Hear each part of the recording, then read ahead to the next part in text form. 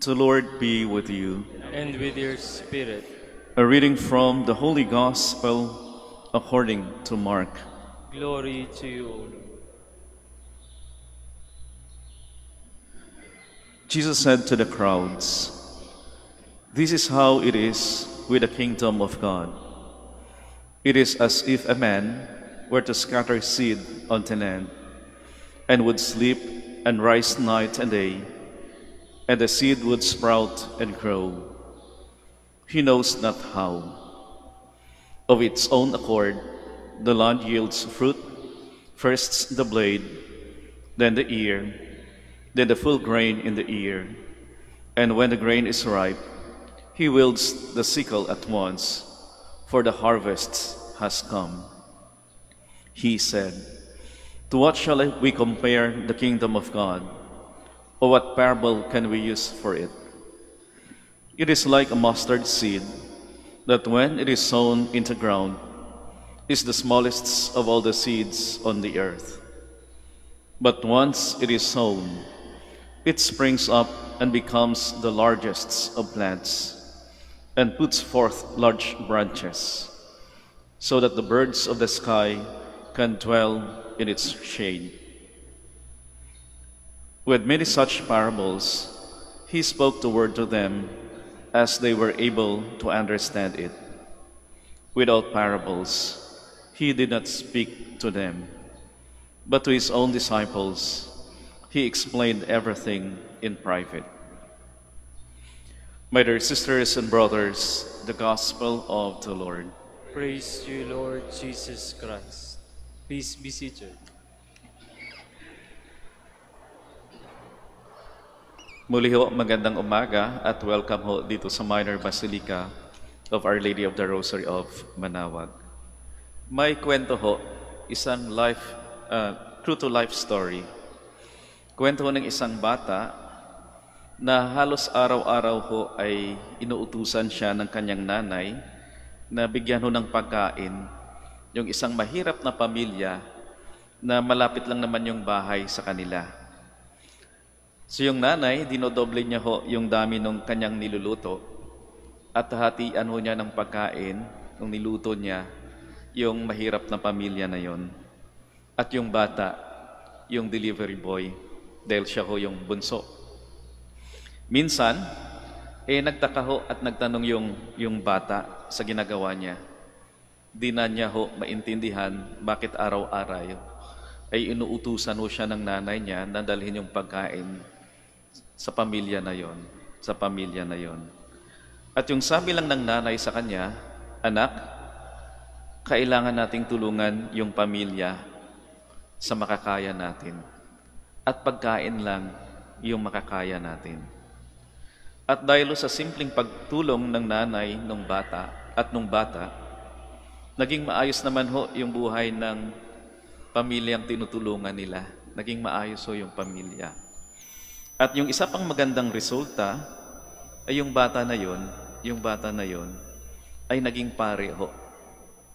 Yung bata ay naging pare dahil sa mga simpleng turo nung nanay niya. Naging Dominican priest ho yung bata na yon.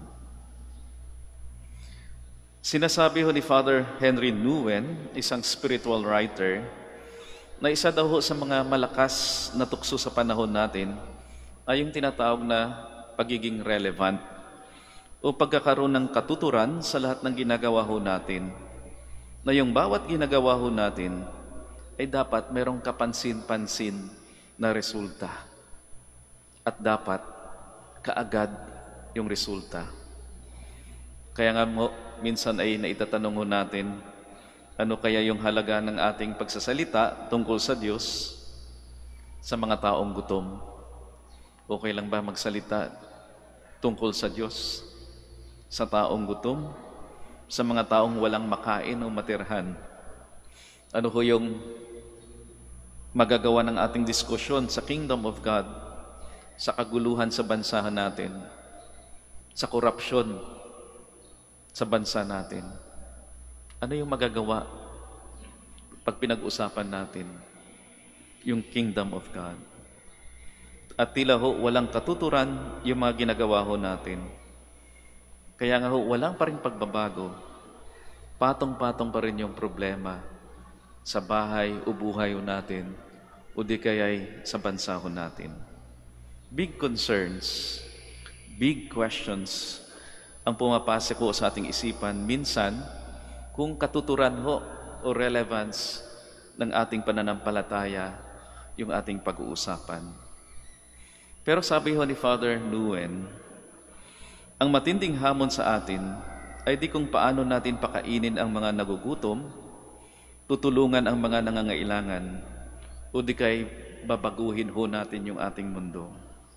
Para kay Father Henry Nguyen, ang mahalagang matinding hamon sa atin o mahalagang katanungan din ay kung paano natin hahayaan ng Diyos na gawin tayong mga malaya at di matakuting tao na nagpapatutuo sa Diyos sa kahit di halata o kakaunting resulta. Kaya nga ho, para kay Father Nguyen, kahit na meron ho tayong mga big concerns, may mga big questions ho tayo sa buhay, ay maganda din hong bigyang pansin yung mga simpleng tanong o mga simpleng tanong sa ating sarili. Kaya sabi ni Father Henry Nguyen, did I offer peace today? Did I bring smile to someone's face today? Did I say words of healing? Did I let go of my anger and resentment? Did I forgive? Did I love? These are the real questions.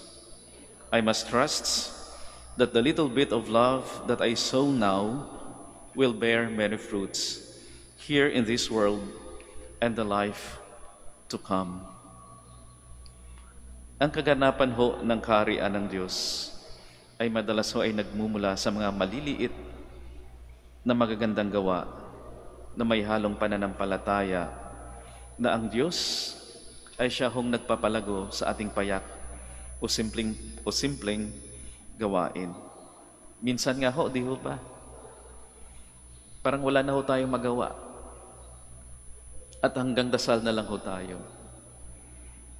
Siguro ho, nung pumasok tayo sa simbahan ngayon, meron din ho tayong mga katanungan. Meron din tayo yung pinagkakaabalahan sa buhay. Big concerns perhaps. Big questions perhaps. At parang wala na tayong magawa. Kaya nandito tayo ngayon sa loob ng simbahan. Dahil dasal na lang yung kaya nating gawin. Di ho ba? Dadasal na lang tayo dahil sa sakit natin. Meron tayong karamdaman. Dasal na lang tayo dahil sa karamdaman ng mahal natin sa buhay. Dasal na lang tayo dahil sa problema natin sa asawa at mga anak. Dahil problema sa trabaho. At parang wala ho tayong magawa. Pero sa kabila ng lahat, optimistic pa rin ho tayo. Optimistic di dahil sa kung ano yung kaya nating gawin.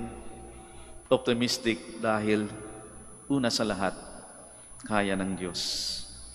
Ang Diyos na mapangyayari, kahit ho minsan ay di ho natin naaaninag o nakikita yung resulta ng ating simpleng gawain o dasal. Yung ating inang simbahan ay nagsimula ho sa isang simpleng karpintero sa Nazaret. Inihasik ng karpintero na yon ang binhi, nangaral, nagpagaling ng mga may sakit. Ipinagkanuluho siya, ipinako sa krus na matay. At sa tiyaga at magandang hangarin ng mga alagad, ipinagpatuloy ho ng mga alagad yung turo ng karpentero na iyon at lumago ang Kristyanismo. Kaya yung paanyaya ho sa atin, paalala ho sa atin, ay makiisa ho tayo sa kaganapan ng kaharian ng Diyos sa pamamagitan ho ng ating tiyaga. Tiyaga sa ating mabubuting gawa, gaano man yan ho kaliit. May sabi ko nga, minsan, kahit hanggang dasal lang muna tayo. Pero kailangan ho tayong makiisa sa kaganapan ng karya ng Diyos. Kahit sa simpleng gawain lang, gaano man kaliit, saan man, sa bahay man ho natin o sa trabaho, huwag lang ho tayong madismaya. Huwag ho tayong mapagod sa mga simpleng mabubuting gawa ho natin bilang pagpapatunay sa ating pananampalataya.